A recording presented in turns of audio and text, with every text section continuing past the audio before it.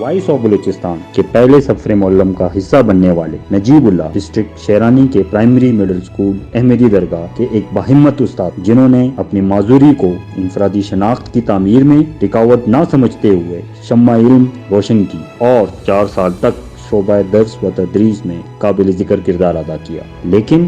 क़ज़ाए इलाही से 23 अगस्त 2022 को अचानक दिल का दौरा पड़ने से वफात पा गए। इनके सफ़र मोहल्लम में गुजारे गए यादगार लम्हात की झलकियों के साथ वाइस ऑफ बलूचिस्तान इनके मुस्बत किरदार और तालीमी खिदमात के ज़रिए भलाई के जज्बे को खराज तहसीन पेश करता है। मेरे यारा तेरी यारियां, मेरी खुशियां तुम सारियां, दिल का दिल से हुआ है अहद वफा।